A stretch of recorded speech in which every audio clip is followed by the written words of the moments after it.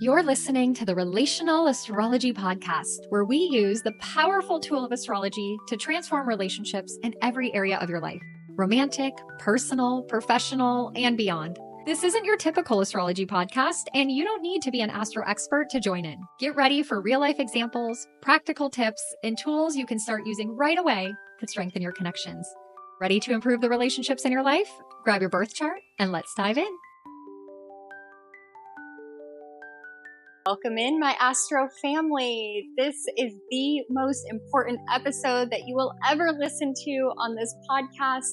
We are deep diving today into moon sign placement and why understanding the moon sign of the people around you is going to allow you to relate to them better, build more connection, more intimacy, and ultimately have a lot more fulfillment in all of your relationships. And we'll get into all of that in today's episode. We're going to deep dive in.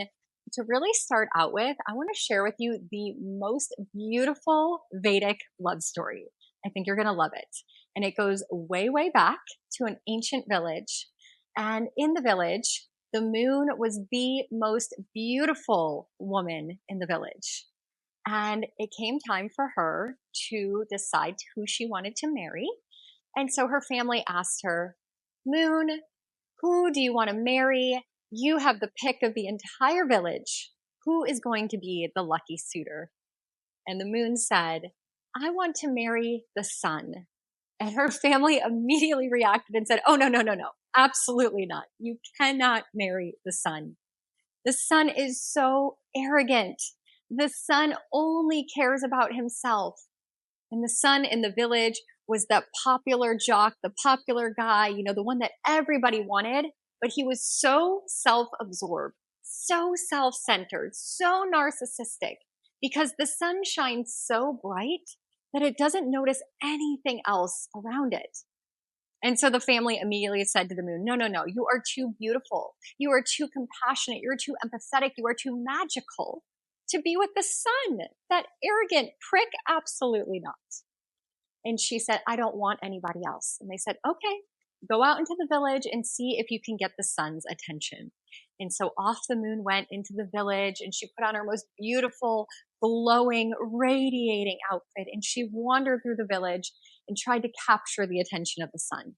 And of course, he paid her no mind, didn't even notice her at all.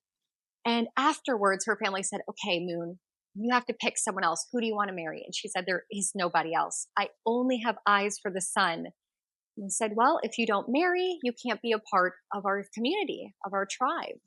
And she said, "That's fine. I'd rather be alone than be without the sun." And so she was banished out of the village, out into the forest, where she went to isolate herself, and she cried and she waxed and she waned and she got brighter and she got darker as she went through these cycles and these flows of emotions. Her emotions were so overwhelming at the loss of the potential of being with the sun. Now, meanwhile, the sun is just going about his business, doing what he does. And all of a sudden, it's the middle of the night. And he looks out into the forest and he notices this bright, glowing light. And he thinks to himself, "What is shining so bright out there in the darkness? I am the one who's supposed to shine so bright. I'm going to go check it out." And he disguises himself as a beggar, wanders out into the forest, and he comes across the moon in all of her glory, big and bright and full and magical. And he's attracted to it, and he wanders to the moon and he says, "Beautiful woman, what are you doing out here in the forest all alone? This is no place for someone as magical as you." And she explains, "I wanted to marry the sun, and he just never noticed me, and my family, wouldn't let me stay if I didn't marry a potential suitor. And so I'm out here all alone, dealing with my grief." And the sun immediately begins to laugh so hard. And mind you, he's the beggar, right? He's disguised as the beggar. And the moon gets so upset. She starts yelling at this beggar, "Do not speak ill of the sun." Because not only is he laughing, but he's mocking the sun. "That arrogant jerk, how could you want to be with him? He's so narcissistic. He's so self-centered. How could you want to be with the sun?" This beggar is telling the moon. And she wants to hear none of it. She tells the beggar to leave, get away from her. She does not want anyone to speak ill of the sun because she loves the sun. And the sun immediately hears this from the moon and reveals himself.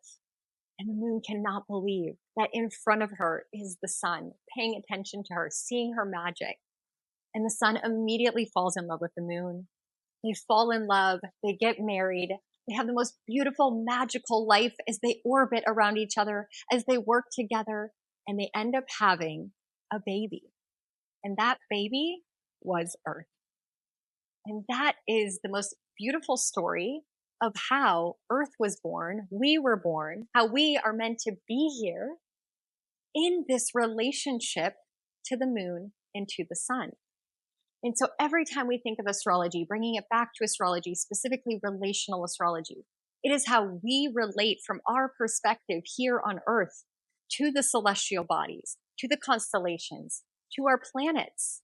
We have a relationship to them, the distance and the perspective.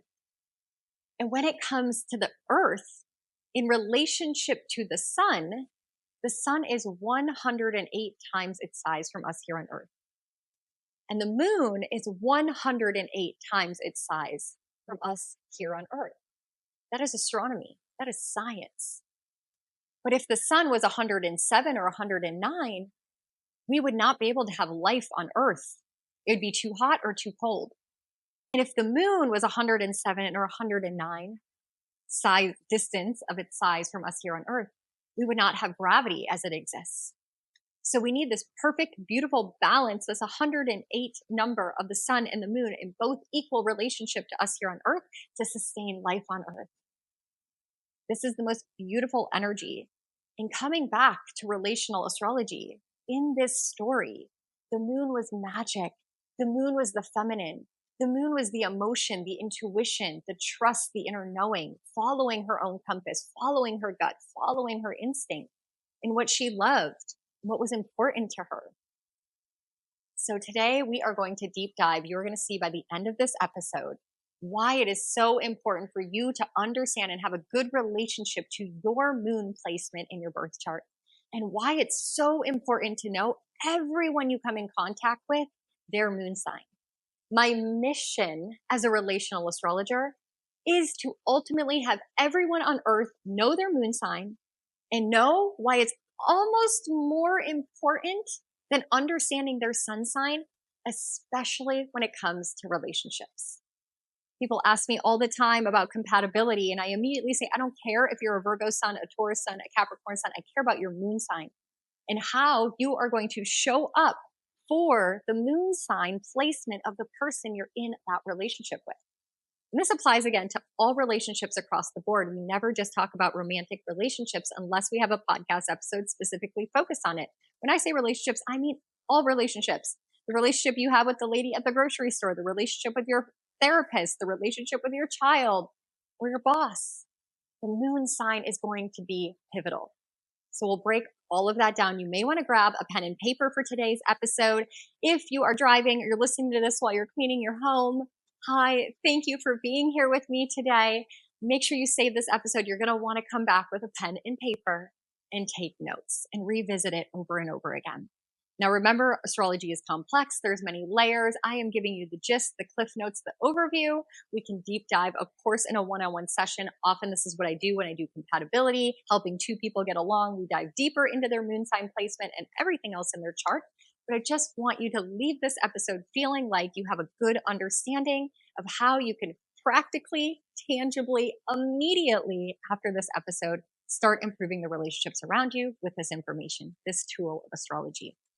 Okay, so let's first start out about the moon, having this relationship with the moon. The moon represents, again, the feminine.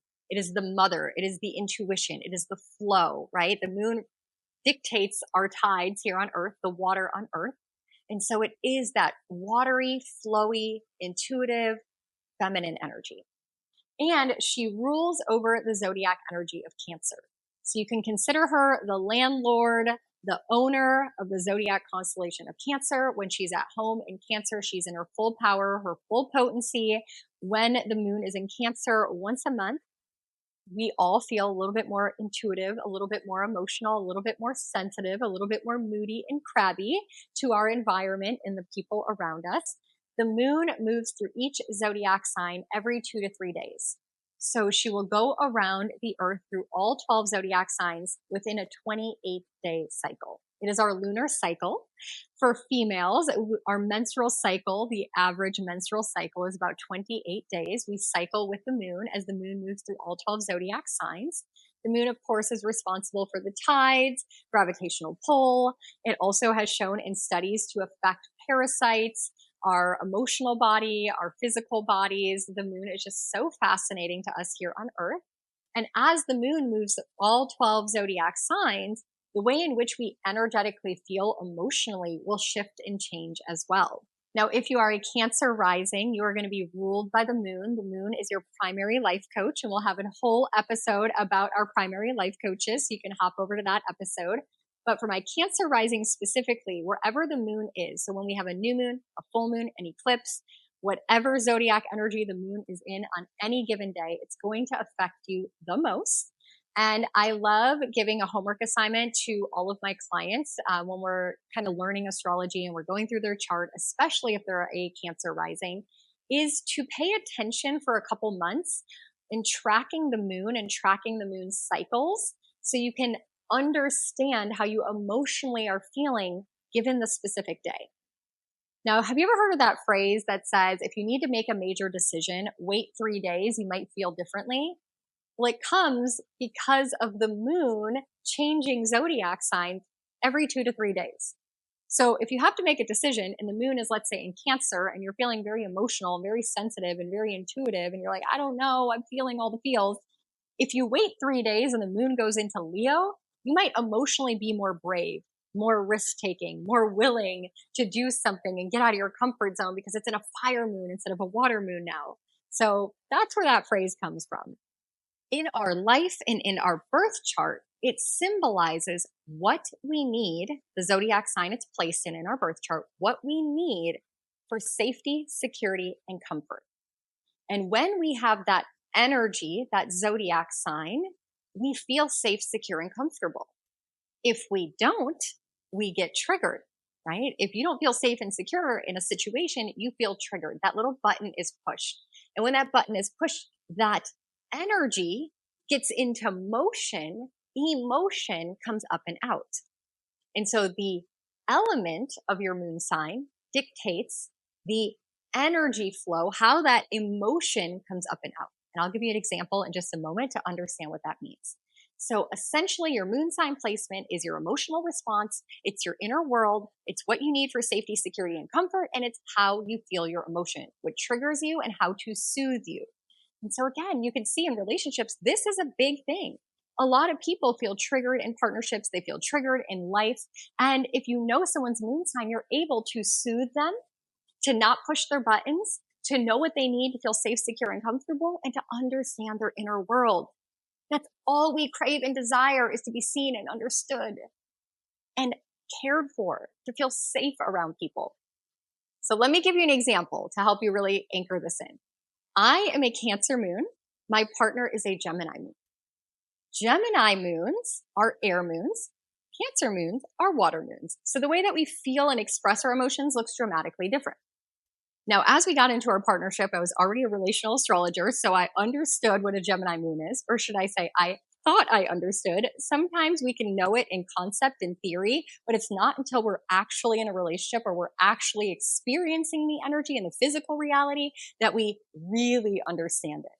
So we get into our relationship, and I know he's a Gemini moon, and I know Gemini moons need connection and communication and conversation, and we talk a lot on the phone. We're having a good time. We're texting back and forth. I love that. I'm a Virgo sun, so I love communication. I'm mercurial ruled.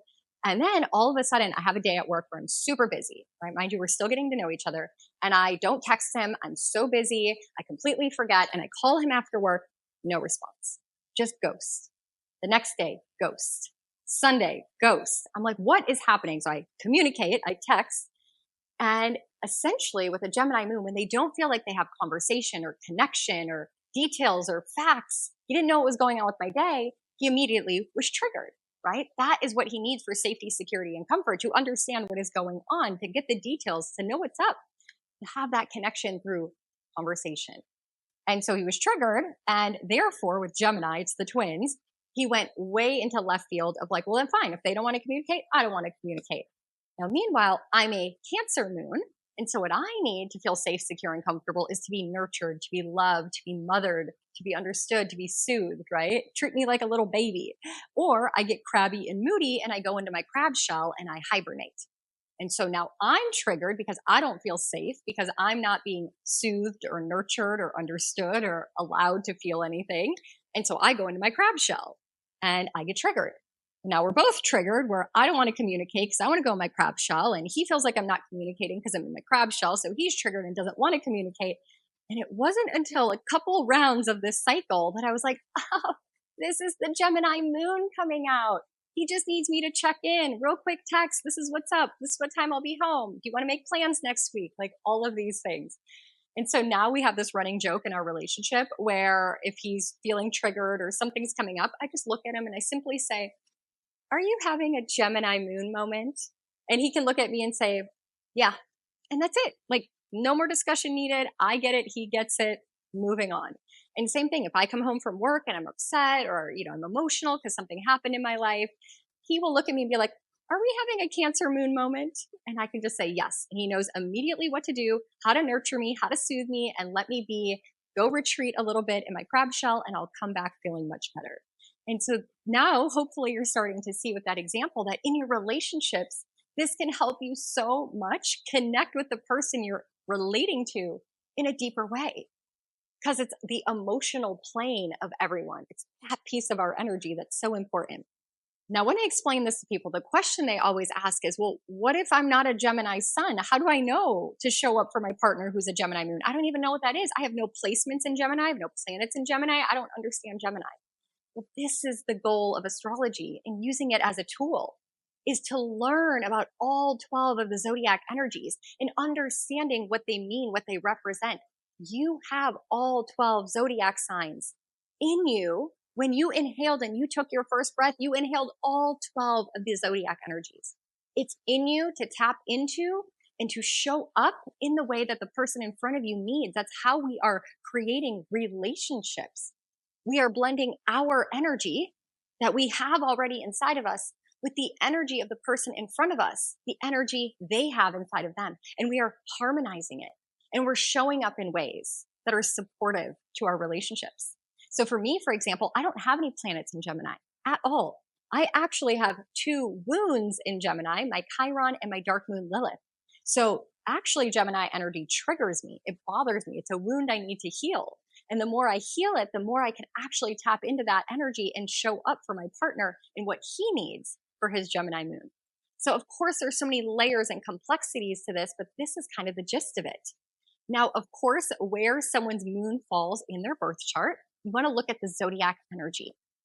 That's the energy they need to feel safe, secure, and comfortable. The house that it falls in, the area of life that it falls in their birth chart, is the area in their life that they're most emotionally invested in or emotionally connected and tied to. It's the area of life that may trigger them emotionally the most because they have that tie. So for example, if I see someone with a moon in the second house, I let that person know, hey, when your finances are off or there's disruptions in your financial world, you're going to be more triggered. You're going to emotionally be more sensitive. So if you're feeling very emotional, go look at your budget. If you have a moon in the 10th house, you're going to be very emotional and sensitive and possibly even intuitive around your career. So again, it gets layered and there's complexities, but this gives you a springboard, a jumping off point to look in your chart and to look in the chart of the people around you. So what I would love to do real quick here is guide you how to look up someone's moon sign. And moon sign placement is challenging to know right away in someone's chart. So I'm going to give you a little cheat sheet if you don't know their time of birth. See, the moon moves very quickly. It moves into a new zodiac sign every 2 to 3 days. So there's only a 66% chance that the moon was in that zodiac sign the entire day, which essentially means, let me say it a different way, is that on a certain day, you could be born in the morning and have a moon in Cancer. And then someone born that exact same day, but in the evening, the moon could have already moved and left and went into Leo. And that nighttime person has a moon in Leo, even though they're born on the exact same day. Now, when it comes to compatibility, everyone wants to know, what are the moon signs that are most compatible? Who's the most compatible? When it comes to the moon sign, the best compatibility, in my opinion, is to be in relationship with somebody who has your sun sign of your moon sign. So for example, I'm a Cancer moon and my mom is a Cancer sun. So the way that my mom shines and radiates her Cancer energy into everything she does, because our sun signs are like how we shine, right? It's our inner sun that we spotlight into everything we do. So my mom's Cancer sun, who she is, how she shows up, makes me immediately feel safe and secure. She meets my emotional needs as a Cancer moon. Now, in opposite, I'm a Virgo sun. My godmother is a Virgo moon, and I have two really close girlfriends who are also Virgo moons, which is great because how I Virgo and who I am and how I shine immediately makes them feel safe, secure, and comfortable. Now, one up bonus is if you are in a partnership, and this is so rare, that if I am a certain moon sign, to be in relationship with someone who has that sun sign, and that person has a moon sign that is my sun sign. So let's go back to that example. I am a Cancer moon, and one of my close girlfriends is a Cancer sun, but she's a Virgo moon, and I'm a Virgo sun. So we both shine and radiate and show up with our sun sign and meet automatically each other's moon signs, and we feel so safe, secure, and comfortable. Very rare to have that. Now, on the flip side, if you have the sun sign of someone's moon sign, they may not have the sun sign of your moon sign. So oftentimes I see this in relationships where one partner is automatically getting their needs met just because partner A has that sun sign, but it's not role reverse. So now the one partner who doesn't have the sun sign of the other partner's moon sign has to work a little bit harder. They have to tap into that energy. If they learn about that energy, they have to work a little harder than the other partner does to meet the partner's moon sign. So I hope that makes sense. And that is kind of how I see the compatibility. And that compatibility can be with someone that is, your boss. They just automatically get you. It can be a parent who automatically gets you. I often see that usually with parents and children, that is often the case, that one of the children has a moon sign that one of the parents has, which is really interesting within family dynamics and a topic for a whole nother episode that we will get into. But again, this is why it's so important to know someone's moon sign so you can understand if you're just automatically going to understand them and show up for them, or if you actually have to work a little bit harder to tap into a specific energy. So what I want to do real quick is help you look up the moon sign of the people in your life. And if you know their birth date, birth place, birth time, you're in luck. This is going to be super easy. If you do not, I'm about to walk you through how you can determine what their moon sign might be if you don't know their birth time, but you know their birth date and you know their birthplace, or at least the general area of where they were born. It doesn't have to be the exact city. You could pick a city anywhere, let's say in the state that they were born or the country. Okay, so here's what you're going to do. Number one, you're going to go to the link in the description box to my YouTube channel. I have a video that walks you through step by step how you're going to pull up their chart. Again, if you don't know their birth time, stick with me for a second. I'm going to walk you through this. Why the moon sign is so complex to know in someone's chart is that the moon moves very quickly. The moon moves zodiac signs every 2 to 3 days. And so there's a 66% chance that person born on that day is a specific moon sign. The other day, the third day, the person born in the morning may have, let's say, a moon in Cancer, but halfway through the day, the moon left Cancer and went into Leo, and then the person who was born in the evening has a Leo moon. So this is what I'm saying. Someone might be born on a certain day, but there's 2 options for their moon sign. So you're going to want to do it this way. You're going to go pull up that chart.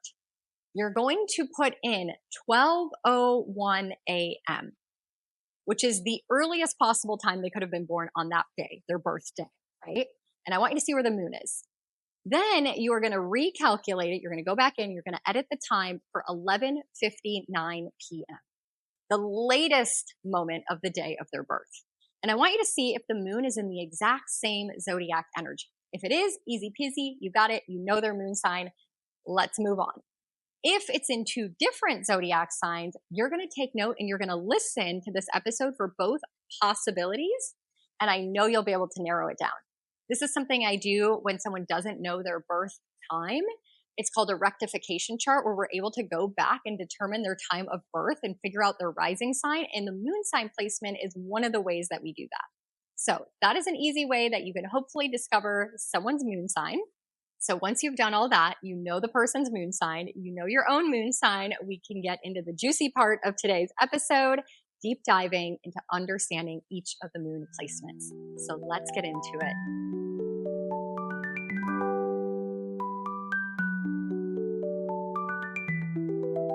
As we're getting into this part of the video, I'm going to take a sip of my tea. I am drinking the Cancer Zodiac Astrology Tea Blend today.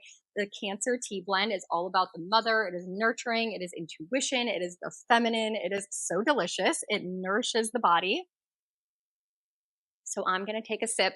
You take a sip of what you're sipping. Grab that pen and paper or listen to this as an overview and come back when you can take some notes. So as we start out, the first thing I want to do is talk about the element of somebody's moon.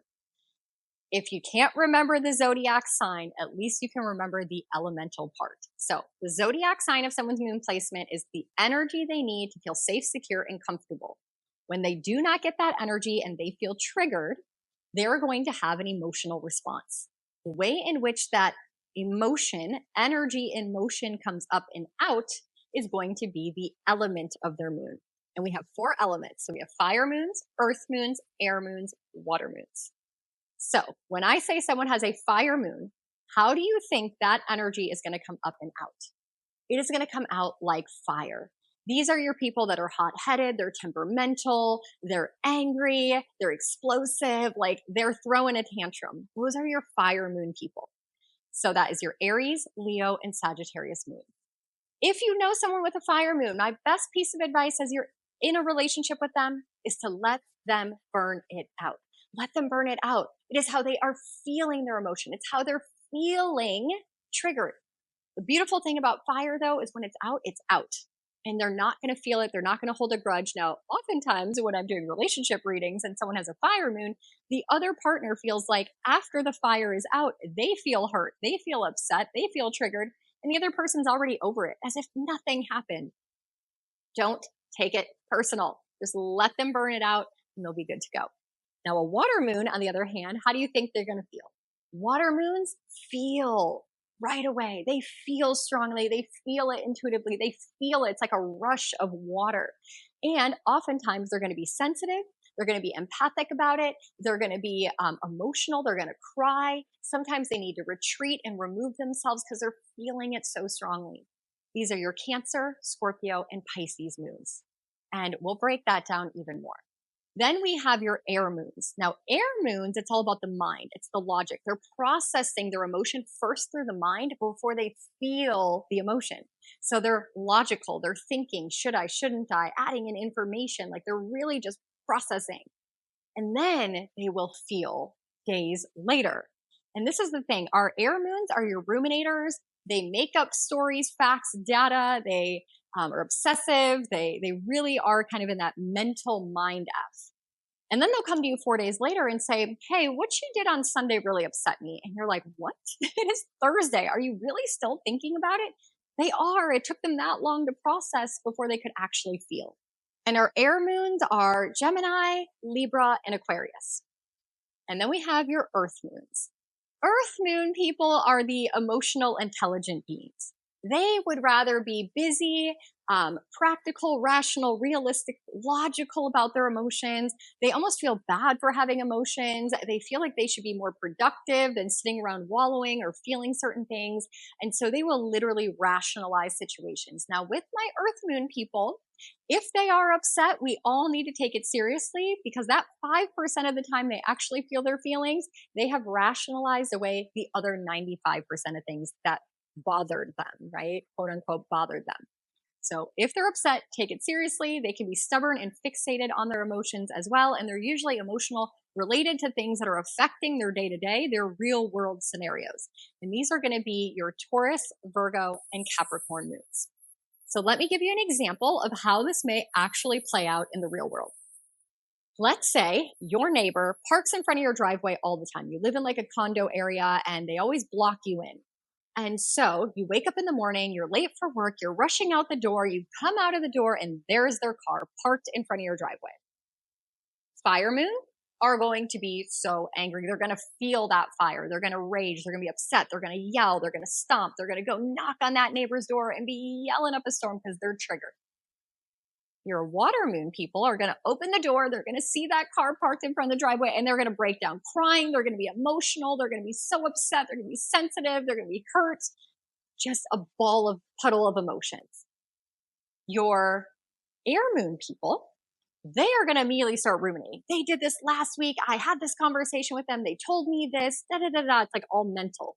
And they drive off to work and they come back and it's a week later and the neighbor's taking the trash out and all of a sudden they unleash and say, hey, remember last week you parked in front of my driveway, da da da da.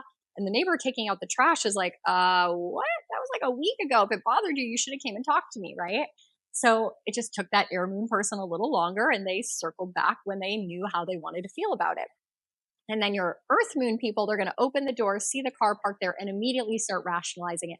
Oh, they must have got home late again and they had the kids and there was nowhere else to park and I totally get it. And we're going to schedule the breakdown or schedule the emotion and say, you know what? I got to get to work. I got things to do. I'm going to deal with this later. I'll come back and have a conversation with them later. Let them know I was upset in a calm, cool, collected way.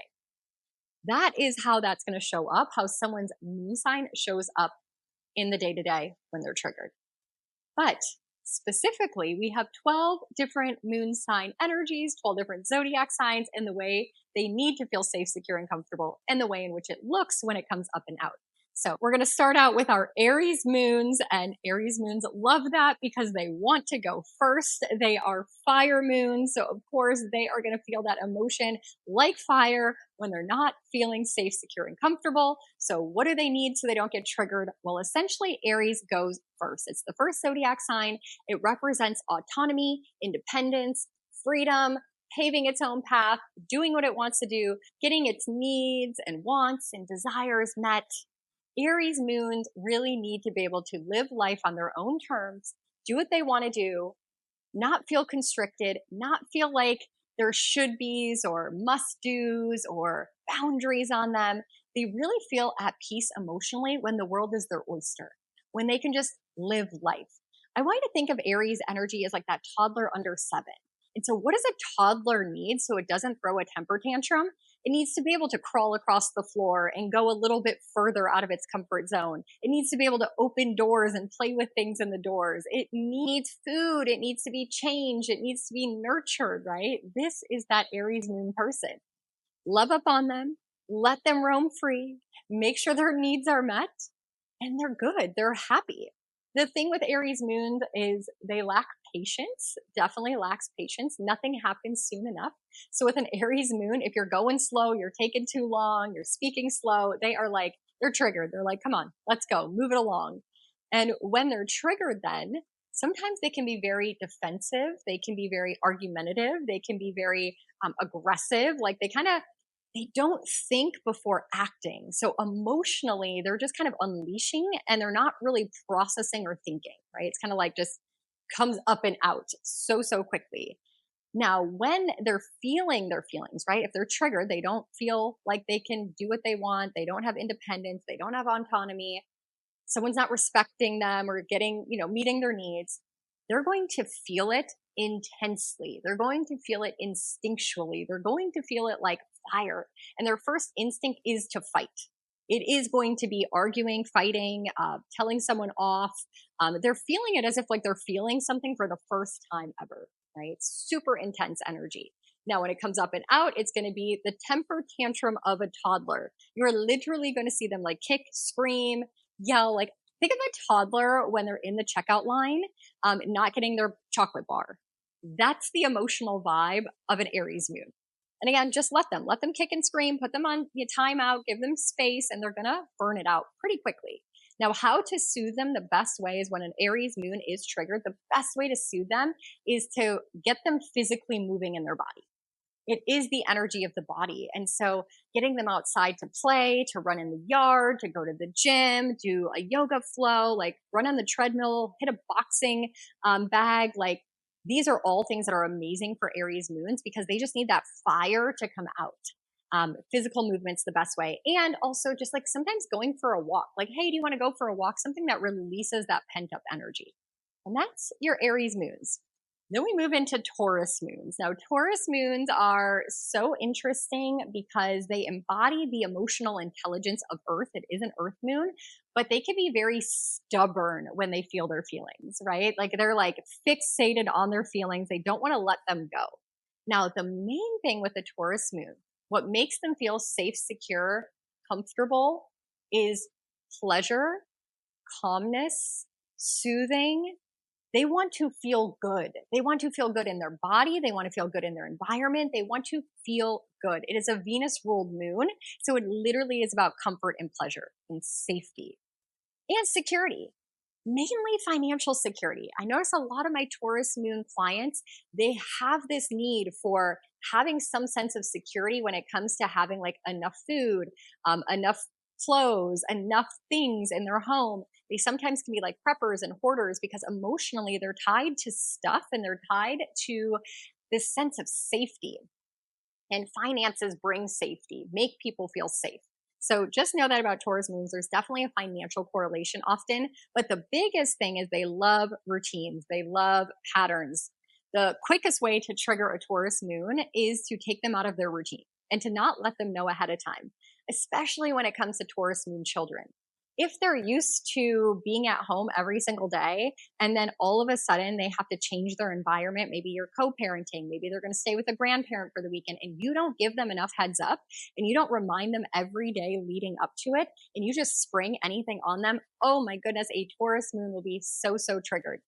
As an adult, it is so important, let's say in relationships, to have a routine, a ritual that you do with your partner every week. Let's say you leave them love notes. If you're going to commit to that, you need to leave them a love note every day. They don't like spontaneity.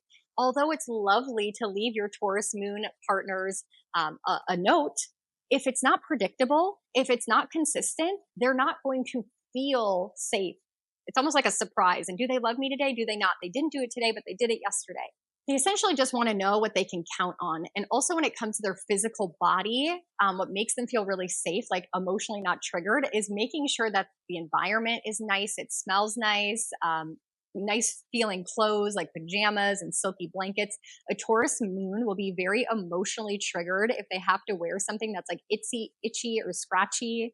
If they're at work all day and there's like this piece on their clothes that's like poking into them, they're going to get irritable. They're going to get crabby. You're going to notice that for sure. It's like those little things. If the room smells like trash or mold or garbage, like they're going to be irritable. Your Taurus moon just want like this comfortable, safe, pleasurable environment. Now, when they feel their emotions, the way it comes up and out is oftentimes it's going to be that earth energy where it's like, it's strong, but it's like fixated. They almost feel like this shouldn't be happening, right? Like they're very rational. They're very logical. Like if I just cut this tag off, if I just take the trash out, if just this logical thing would happen, I wouldn't have to feel this way. And they can really get fixated on it. So even when the thing is solved, sometimes they still feel the way they feel for quite some time. Now, the best way to soothe a Taurus moon, if you have to take them out of their routine or if something emotionally in their environment is triggering them, soothe them with pleasurable things. Get them a nice candle, pour them a bubble bath, make their favorite meal, get their cozy, comfy blanket, put some nice socks on them. Just focus on their sensory experience. It's the quickest way to soothe a Taurus moon. And then also making sure that you're just giving them a good heads up if there's going to be any change in the environment or the routine or the normalcy of their life, and walk them through that. Let them know that it's all going to be okay. And then your Taurus moon will be just fine. Now we go into the Gemini moon. You guys know I have a lot of experience with the Gemini moon, so totally qualified to help you walk through this energy. Now, Gemini moons are air moons. So again, there are ruminators. They think a lot. They want details. They want analysis. They want facts. They want information. Gemini moons, the most important thing for you to know is the more info, the better. Overshare, overtell, overcommunicate, overconnect, do the most. And oftentimes with Gemini moon, if you are in a relationship with someone like this, whether it's your parent or it's your romantic partner, it's your boss, it can feel overbearing. It can feel like they want me to check in 24/7. They want to know every project. They want to know everything I'm doing. They need communication. They need information and data to feel safe, secure, and comfortable. They're ruled by Mercury when it comes to their emotional needs. And specifically, it's going to be down to the detail. So for example, if you're coming home from work and you say you're going to stop at the store and you get home and it's like, all is well. And then they find out that you didn't just go to the store, you stopped at the gas station, you stopped at Susie's house to drop something off, and then you did this, and then you did that. They're going to be like thrown for a loop. Did not communicate, did not give them details, did not give them facts. And again, you can see here why Gemini moons sometimes are perceived as being overbearing or nosy, but they just need that for their safety. Now, another thing that they really need is the flip side of that is they need to feel like they can express themselves. They can communicate, they can share, they can talk, they can tell other people what's going on with them. So making sure you hold space, you're a good listener, you're allowing them to tell stories or give you the information about their life is also going to make them feel very safe and secure. Now, when they are triggered, this is where it can go one of two ways. This is what makes Gemini moons very interesting and a little complex, is they're the twins, right? They could either not react and not be bothered at all. So you come home from the store and they find out you went to 5 other places and not just the grocery store, and they don't care.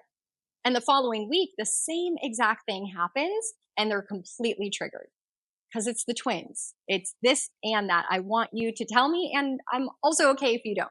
Or I want you to cuddle me when I'm upset and I don't want you to touch me. Like it's sometimes very, very complex. But allow them to get their emotions out. A Gemini moon would do really well with like journaling, going to therapy, like being able to express themselves through words. And then if your Gemini moon is triggered, like you didn't tell them all the info, you didn't communicate, you didn't connect, the best way is to share. Help them fill in the details because oftentimes they're going to ruminate for about 4 or 5 days and they're going to make up details. They're going to make up examples. They're going to make up situations. This was a big thing for me and my partner when we first started dating is if I didn't call him, he would make up an entire story in his head about what I was doing. When really I was just like at home in bed with period cramps, but I didn't want to tell my new boyfriend that. But his story was I was out partying and I was with friends and I was doing all these things because his mind was getting the best of him. That's his emotional needs. Or for example, I've heard this in other relationships with someone in a Gemini moon situation is that they will get into arguments and the Gemini moon person will make up a bunch of facts that never happened. Like you did that one time. And the person's like, no, I didn't. That never ever happened. They, in their emotional triggered response, made up pieces of the story in their brain to build the narrative that would make them feel safe. And sometimes that narrative is like, they did all these horrible things. And so now I can hate them. And now I know who they are. And now I feel safe. So Gemini moon, the best way to soothe them is to have these conversations and allow yourself to like over communicate, overshare. Like really the verbal piece is huge until the story is reset, until the story is clear, until they have all the information that is truthful and factual. And sometimes you might have to help them rewrite their narrative. So that's the big thing. Also, if their emotions are related to worries because they're in their head a lot, they're your ruminators, or they might be like OCD or even like hypochondriacs because they're creating all this information about the future, is to walk through their anxieties with them, talk it out, talk it through, bring them logic, is really, really helpful for your Gemini moons.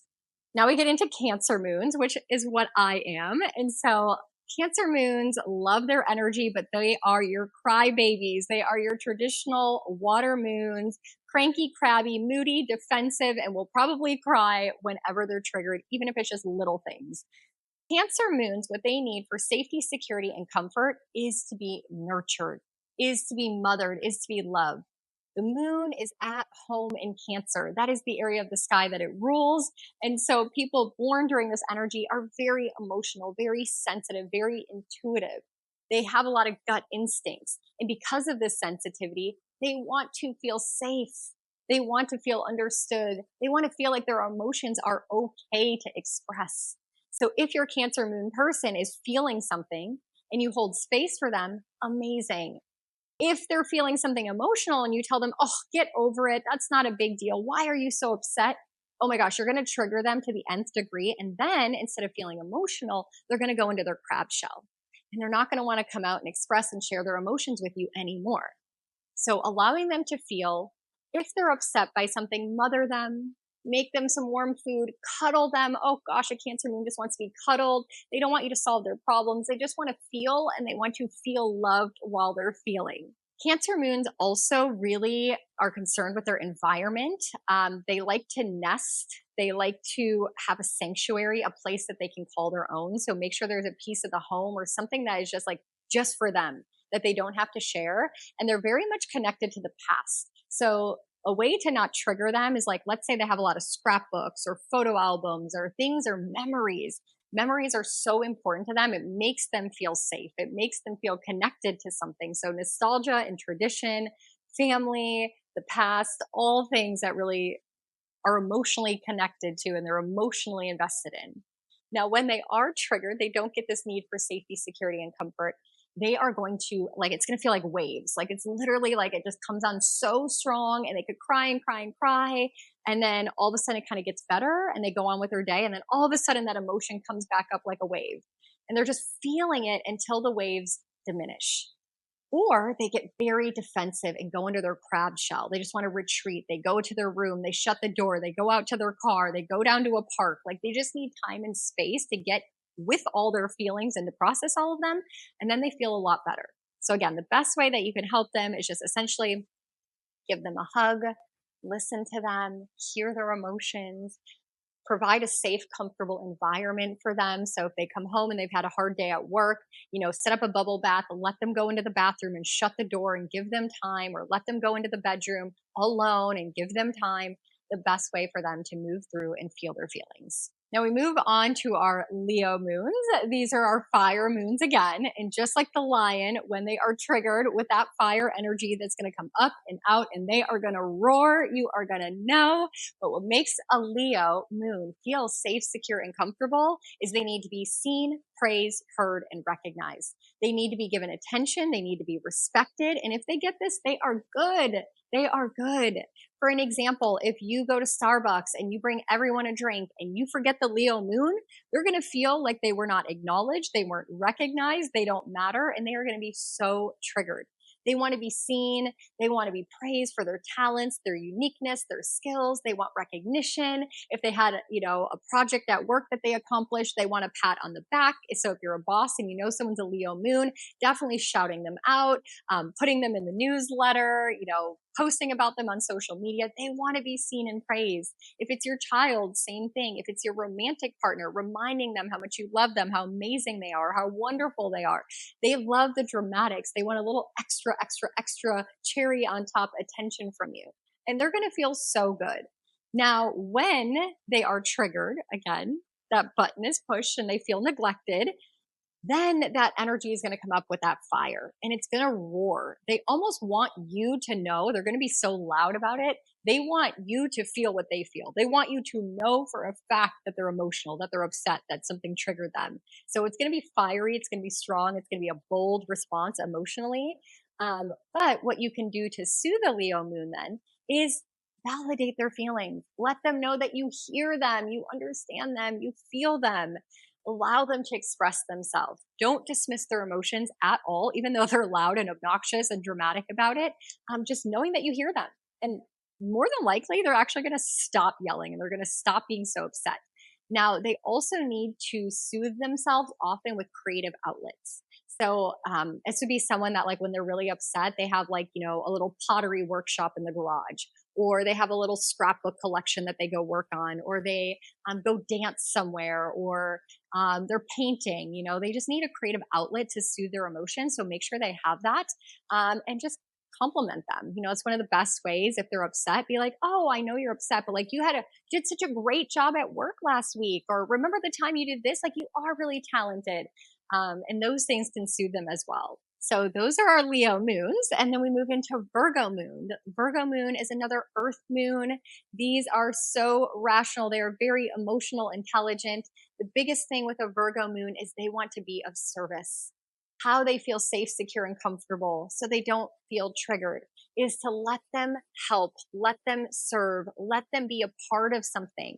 They want to feel needed. They want to feel like they matter by doing things for other people. And oftentimes they can be a little bit of a people pleaser, but they have this need to be efficient, to be productive, to make the world a better place. Virgo moons also really need that energy of organization and efficiency. They hate chaos. There is nothing quicker that will trigger a Virgo moon than a crazy, chaotic, disorganized home.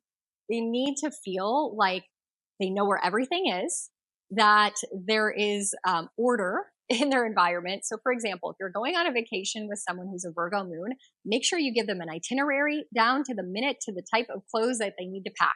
They're going to feel so great. But if you say, hey, we're going to go away for the weekend, this is what we're going to do. And when you get there, you spring a whole bunch of things on them and they have no sense of like orderly organization or the details.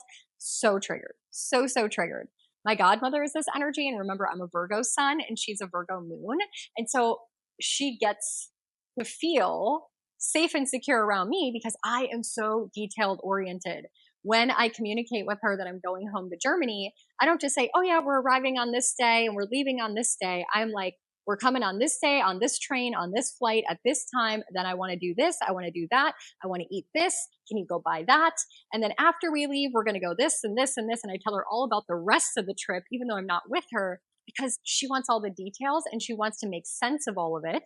And that makes her feel safe, secure, and comfortable. Now, also the thing with a Virgo moon is they need to be able to have autonomy to control and organize and manage things. So if they don't have the ability to adjust things in their life, again, make sense of the chaos, to be efficient, to be productive, and they're just kind of like along for the ride, they might get a little triggered as well. It is the opposite energy of Pisces. Pisces is like, go with the flow and surrender and we'll see what's up. Virgo is like very almost anal, like very practical, very rational. And that's what they need for safety, security, and comfort.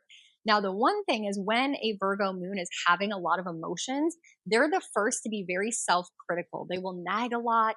They will be very moody, anxious, anxiety, OCD is very common when a Virgo moon is triggered. So let's say their house is very cluttered, very chaotic.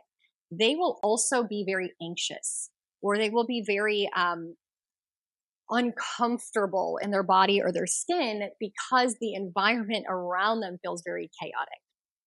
So when they feel their feelings, this is the thing, when they're triggered, right? They have this lack of organization. They're actually going to feel it, but they're going to rationalize it away. Oh, that, it's not a big deal. It doesn't really bother me that much. You don't feel it right away because they're trying to make it make sense, right? Like, well, why am I feeling this way? And should I feel this way? And, actually, I shouldn't feel this way. You're being a crybaby, right? They're like being critical of themselves for having a feeling that they're not even letting themselves feel. So that's something very common with our Virgo moons. So they're almost going to overanalyze every feeling, every emotion to the point that they're not even feeling the feeling. So careful of that. And if they are having an emotional response with your Virgo moons, you're going to want them to be of service. You're going to want them to feel like they're benefiting you. They're benefiting their life. So give them something to do. I know it seems like counterintuitive, but if you're like, hey, can you come over and help me with this? It's actually going to like soothe their emotions if they're upset by something else. And then also like helping them organize their thoughts or organize their environment. Sometimes with a Virgo moon, just cleaning up their space is enough to like make them feel so much better. And, helping them tackle their concerns from a logical perspective. So they get out of that anxiety or OCD monkey mind. Now our Libra moons are air moons again, and it is represented by the scales. So what our Libra moons need to feel safe, secure, and comfortable is balance, fairness, and harmony. Oftentimes our Libra moons will use the phrase, that's not fair. That's not right, because their emotions rely on the world around them making sense and being fair for everyone. Justice, peace, harmony. And oftentimes our Libra moons can be a little bit of a people pleaser because they just want relationships to feel good and they're willing to just allow things to go by or not to get upset just so the person they're in a relationship with doesn't get upset. So the way that you can make a Libra moon feel safe, secure, and comfortable is, first of all, they need partnership. They need to feel like they matter, like people want to connect with them, like people want to build a relationship with them. But they also need to feel like things are fair. So for example, if you bring a Libra moon a gift and you bring their sibling a gift and the sibling's gift costs more because it's the sibling's birthday, and they get a gift that's a little less, they're going to feel like this isn't fair, this isn't just, this isn't right. Or a Libra moon in a relationship, for example, let's say they do your laundry every day and they want to do your laundry every day because they love being in partnership. Being in relationships actually makes them feel emotionally safe. But then 3 months goes by and you've never done their laundry once. You think, well, they don't care until they do. And then they're going to say, well, I do this and this and this for you, and you never do this and this and this back for me. Your Libra moons, how they act, how they show up in service to you is actually the exact same way they would love for you to be in service to them. So if they make you a cup of coffee every morning, make them a cup of coffee. If they do your laundry, once in a while, do their laundry. Like, they show up in a way that they want others to show up for them. So pay attention. You can almost like have a little cheat sheet, mirror back what they're doing, and you're going to make them feel so safe, secure, and comfortable. Now, the other thing is they are an air moon. So they do love like intellectual conversation. They love someone that can help them solve problems and communicate and connect and teach them things. They love that energy of being taught and stimulated mentally. These are all things as well that can make them feel safe and secure. Now, when they're triggered and they feel like they don't have the peace, things aren't just, things aren't fair, they don't have that intellectual stimulation, they're going to now be triggered and they're going to ruminate. They're going to weigh everything in their mind. They're going to go back and forth. Should I be upset? Should I not be upset? Should I tell them I'm upset? What if that makes them upset? What if I tell them this and they break up with me? What if? And by the time they come to a conclusion, if they ever come to a conclusion, it's going to be a long time later. So if they come to you with something that's emotionally bothering them, know it's probably been going on for a while. And getting to the bottom of it and solving it with them from an intellectual level, from trying to understand both sides, is going to be so important, because that's how they're actually looking at it. Before they ever present you information about their feelings, they've weighed every option. They've considered your perspective. They've considered how you might feel. They've considered how you might react. They've considered you before they ever felt anything. So with a Libra moon, please consider them right away and hear them out and try to be in their perspective, because again, they want to be in partnership. Whether it was with the lady at the grocery store or it's a romantic partner, Libra moon really needs that sense of connection to feel safe.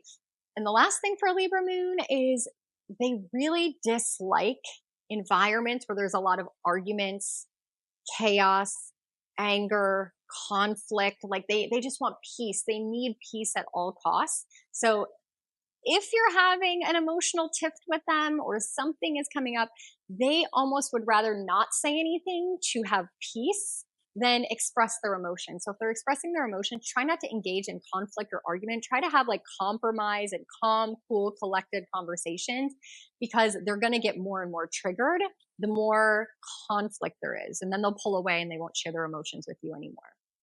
And if they're triggered, just go do something with them together. Be in relation to them, hold out a hand, build that connection, and that is something that can really soothe them very, very quickly.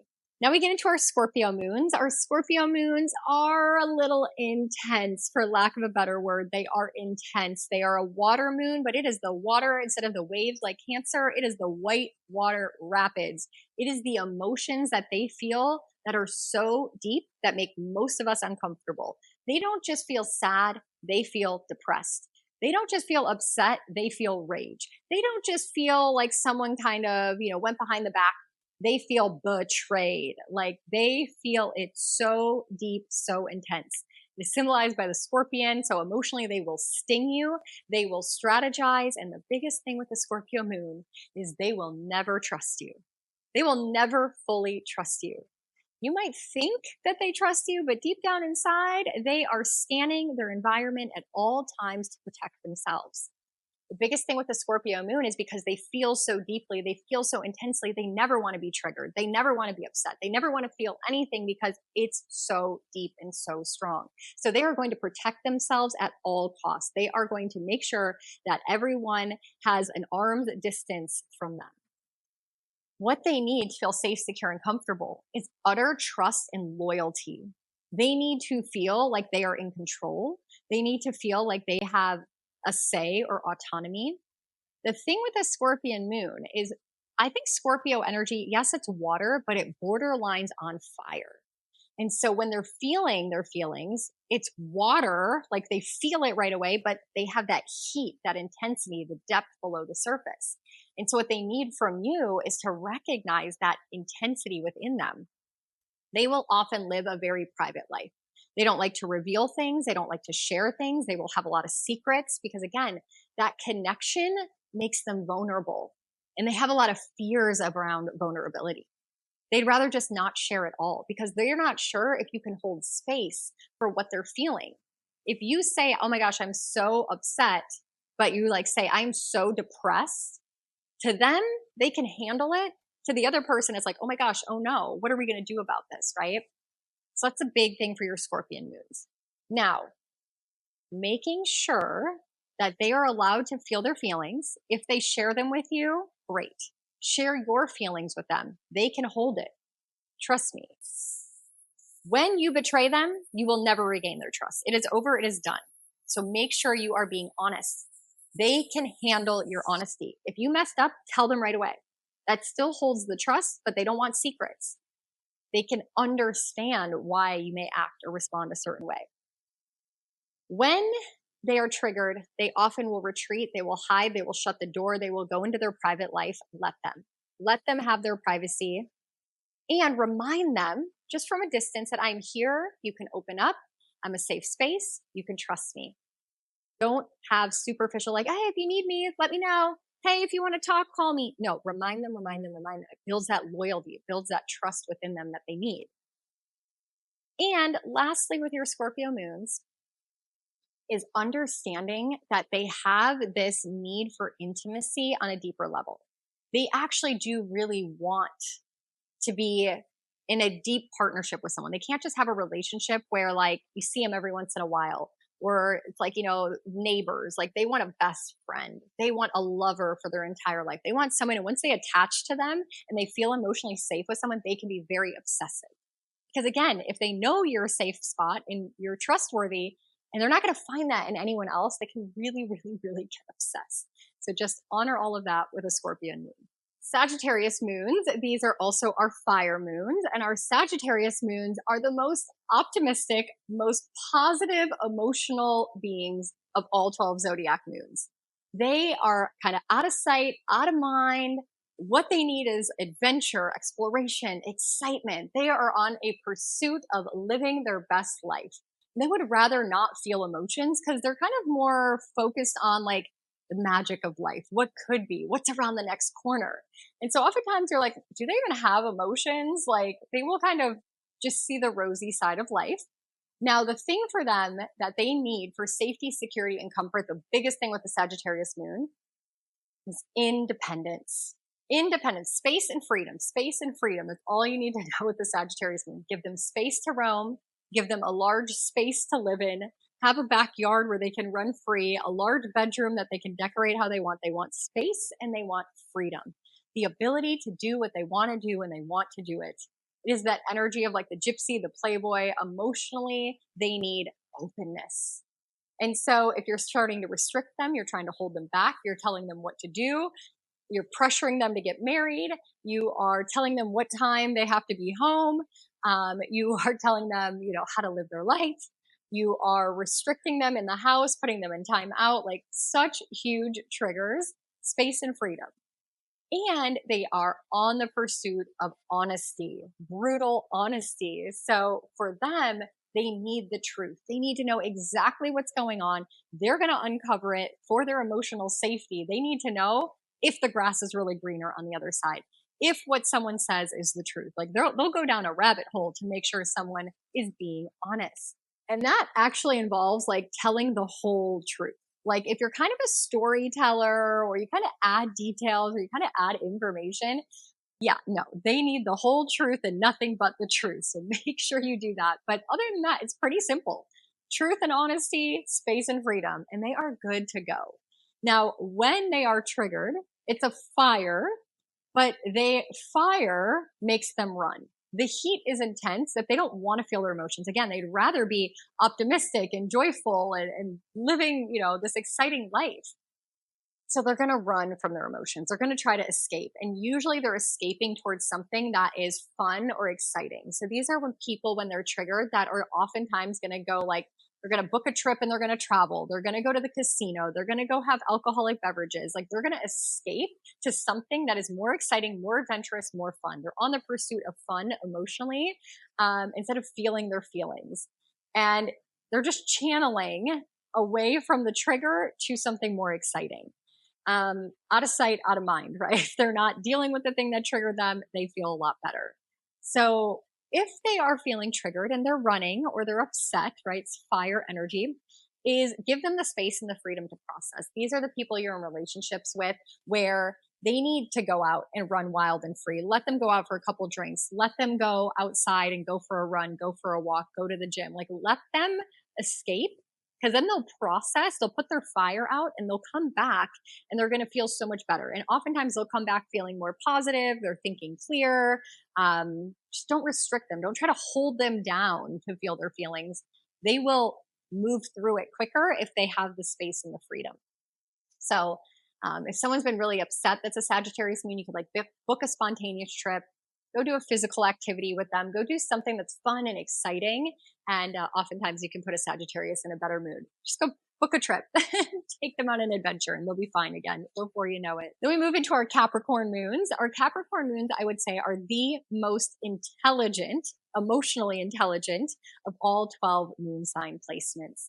They are really focused on the long term. Does this rationally, practically, actually bother me or affect my life? So oftentimes if something triggers them, they'll immediately be like, I got work to do. It doesn't even matter. In a week, a month, a year from now, I won't even remember this and I'm going to get over it so quickly. So with your Capricorn moons, they need, with an earth moon energy, to feel safe, secure, and comfortable. Number one is they need to feel respected. They need to feel productive, and they need to feel needed and useful.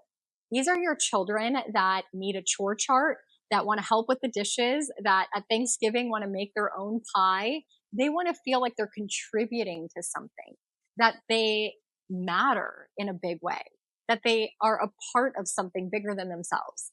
And so also with a Capricorn moon is there's this element of success and achieving. If they, win a trophy, they win a prize, they get an A on a test, like they're going to feel really good. But if they get a C and they studied really hard, they're going to be emotionally triggered. They're going to be emotionally upset because they feel like they worked so hard for something and then it didn't work out. Or let's say they've had to do a project, the project's like over a month long, and then all of a sudden it's time to turn in the project and it wasn't that great. Again, they feel like they didn't succeed, they didn't achieve. How you can help them feel safe, secure, and not triggered is to remind them that even failures are lessons and that they've gotten a lot further than had they never did the project or they never tried or they never studied. Reminding them that their path is always evolving. Their path is always leading to success, even if it's not in the moment. Now, when they feel triggered, it's going to be more calm, cool, and collected. They're actually not comfortable expressing emotions. This is where they have that emotional intelligence where they're like, yeah, that's not a big deal, or let it go, or, they feel like a burden by feeling their emotions. They feel like it's a waste of time. So the best thing with a Capricorn moon is reminding them that it's okay. Everyone can feel feelings, and reminding them that they don't have to be strong all the time. They don't have to put on that mask or that face. Taking risks to feel emotions for them is extremely uncomfortable.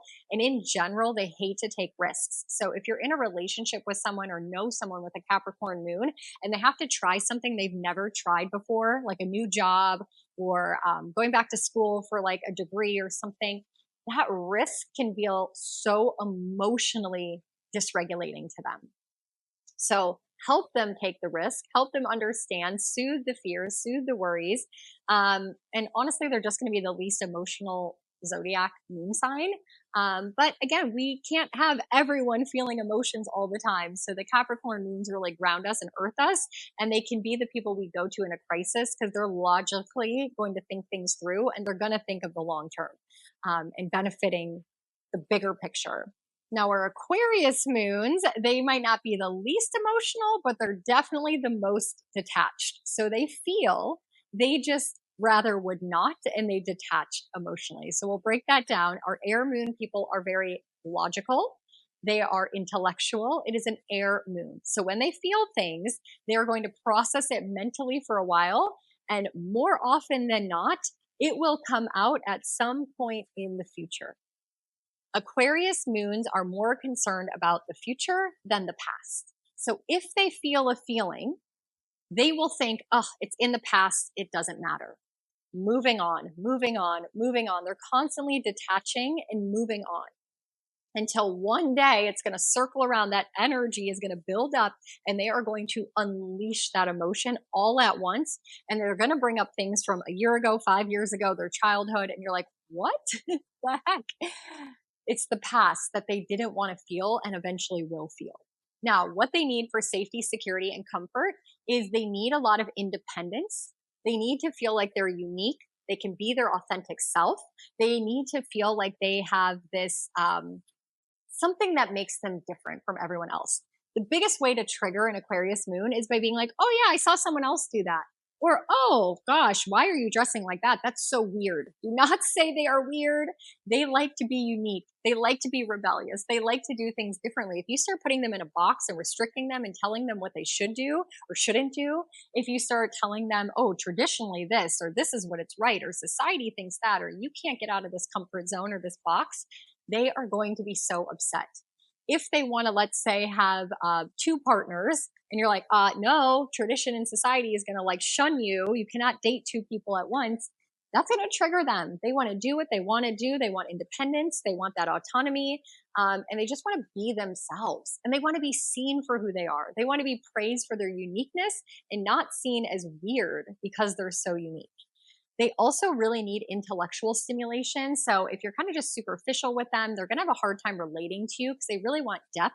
They want to have these out of the box creative strategy sessions, these masterminds, that's going to make them feel really safe and secure with you.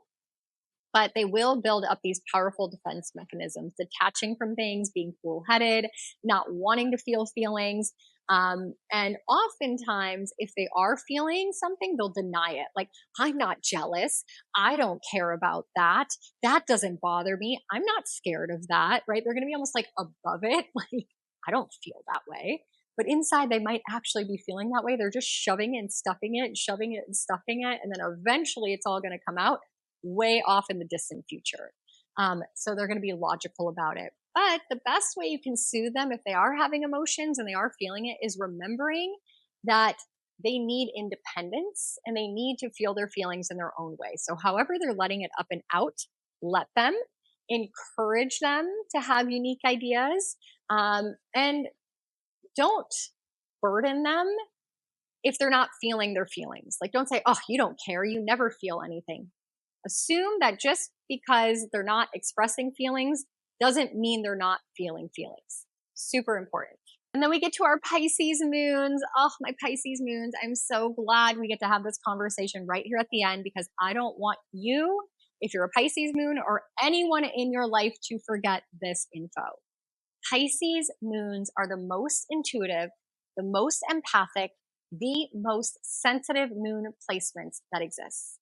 And every time I see someone with a Pisces moon, I immediately have to go into a deeper conversation because Pisces moons feel so strongly that oftentimes they will do whatever it takes to try to escape the feeling.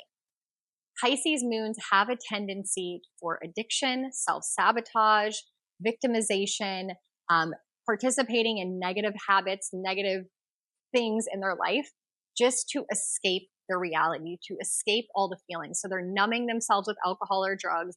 They are going to the casino. They're shopping addictions, sex addictions, like anything to avoid feeling all the feelings because they are so intuitive. And as a child, Pisces moons don't understand what's going on. They will come home from school and pick up the energy of all the other children in class. In relationships, sometimes you're feeling upset because your partner's feeling upset. And sometimes you just go into an environment and the music's too loud and the lights are too bright and you get so emotionally triggered, so emotionally irritable, like you're upset, you're sad, you're frustrated, you're angry, you're having emotions because of the environment you are exposing yourself to. You are like a sponge and you will suck everything up. So to make sure a Pisces moon is not triggered is to make sure that their environment is calm, safe, secure, protected, peaceful, soothing, compassion and empathy, making sure that you are a compassionate, loving creature. If they are around people who are harsh, mean, manipulative, like negative energy, they are going to be so triggered. And Pisces moons can also feel things that are going on another level that other people can't feel. They're getting intuitive guidance, intuitive downloads. Like they're magical, but they're feeling and picking up more things. So if you're in a party with a Pisces moon and they're like, we gotta go. Like, I do not feel good. We gotta go. You better go. Grab your bag, get out of there. They're feeling something that most of us can never experience unless you're a Pisces moon. Pisces moons only get Pisces moons. Like they just get it. There's such a magical energy with that. Now, when they are triggered, that's usually going to come up and out like a downpour rain. Like you ever have a really good cry? Like it comes on so strong and you're like, oh my gosh, this is so upsetting. This hurts so bad, but it actually feels really, really good to sob it all out. And then afterwards you're like, I feel so good. That's your Pisces moon energy. That's how they're feeling. So if they're crying and they're upset, like let them purge it out. You don't even need to comfort them. You just need to witness them and show compassion and empathy. And when they're all done, they are going to feel so good. It's like being outside when it starts pouring rain and you know there's no way that you're going to get into the building without being completely soaked from head to toe. So you just walk slowly and enjoy the whole experience, even though it sucks and you're going to be wet and uncomfortable the rest of the day. That's how Pisces moons are feeling all of their emotions. And they can get stuck in it sometimes. So let them. And another way to help soothe them if they are feeling that way is giving them a creative outlet. Again, they really love fantasy and escapism. Maybe they like to put on fashion shows, or they'll put on a play if they're a child. If it's an adult, they might have a creative outlet, like they're writing a book, or they're designing something, or they're redecorating their home. Like these are great intuitive, creative outlets for them to move their emotions through. But the biggest thing is they really need to learn boundaries. So making sure you're respecting their boundaries, you're instilling boundaries with them. They kind of need to like feel like there's a clear path, some concreteness in all the intuition and energy that they're feeling. Ultimately, avoid being harsh or criticizing them for their feelings. Don't call them a crybaby. Don't tell them to stop feeling. Just be super, like tap into your inner Jesus-like energy of compassion and empathy. And we're going to all take care of our Pisces moons together. And with that, we have done all 12 of our moon signs. We've done the elements, the 4 elements of the moon signs. And hopefully by now you see how important it is, how special it is to relate to the people in your life based on their moon sign, how this ultimately gives us great compatibility, great synergy, great harmony, and peace in our relationships if we can show up in all 12 of these different elements in different ways for the different people in our life. And I'm going to leave it with some homework assignments, giving you some tangible things that you can do right away to use this tool and to start building better relationships in your life. The first thing I'm going to have you do is go look up the moon sign of 3 people in your life. And I just want you to take note. I want you to take inventory. I want you to pay attention to it. You could even have a conversation with them about it and say, hey, I learned this about you. This is your moon sign. Does this resonate? Do you relate with this? Anything else you'd like to share with me about this energy? And I want you to focus on 3 relationships that you can start improving by understanding their moon sign. And make sure you learn a little bit more about your own moon sign, because now you're going to have the language to show up in your relationships with other people, to explain and express who you are, so they can relate better to you and give you grace and patience as you're feeling your emotions and letting them up and out. And then the second homework assignment for you is to come meet me over on the socials, whether it's on TikTok or IG. Pop in, say hi. I'll have a post up of this episode, and I want you to tell me what your moon sign is. I love when we can relate together and see each other for our moon signs. So come, let me know. Let me know if you're a Cancer moon like me. If you get it, you get it. And I really do hope that this episode gave you a lot of value and that it starts helping you improve your relationships with everyone around you. Thank you for being here, for spending time with me, spreading this message, learning about people by using the tool of astrology. If we can each create more magical relationships in all areas of our life, I think this world will become a better place. And it really starts here with the moon signs. So I'm glad you tuned in to today's episode. We are going to end this episode with our usual segment of what's in our orbit. When we get to this part of each podcast episode, it is what is going on in our astro family and our community, what is in our orbit that you can reach out and grab if you so choose to participate. The first thing is just a reminder that we have the 2025 astro forecast readings. You want to get on my calendar as soon as possible. I won't be doing any readings from December 20th till January 20th. So if you want your 2025 session before the new year, you're definitely going to want to get on my calendar ASAP as it's filling up so quickly. If you are wanting a reading after January, we can do astro forecast readings anytime throughout the year. It does not have to be at the end of one year, at the beginning of the other. We always look at 12 months ahead, or we can even break it down for a more specific time frame. You guys know I do customized readings as well. 2025 is going to be totally wild. So I'm honored to have you here, a part of this journey in the astro family and allowing me to help you navigate it. And then, of course, the second thing in our orbit right now is the 2025 Astrology Alchemy Journal. You can order the physical copy. And for those of you who don't know or didn't hear the memo, I am now selling a PDF version. So obviously it's going to be a little bit more of a discounted rate because you're not getting a physical item, but you'll get the PDF. You can have it on your computer, on your phone, and you can print it out if you like. So we have those options going on. And lastly, if you want to join us over on Telegram, you can reach out in your orbit and come join us for free for 7 days. The link is in the description box. Come hang out in the Astro Weather Telegram channel where every day I'm going to send you a voice memo. What is going on in the stars? What's going on in the energy? How can you benefit your relationships? How can you work with changes in your relationships based on the astro weather? And the most important part is we gather together. We have a group chat going. It's magical. Everyone pops in, says hi. We work through the energy together. We learn about each other's moon signs.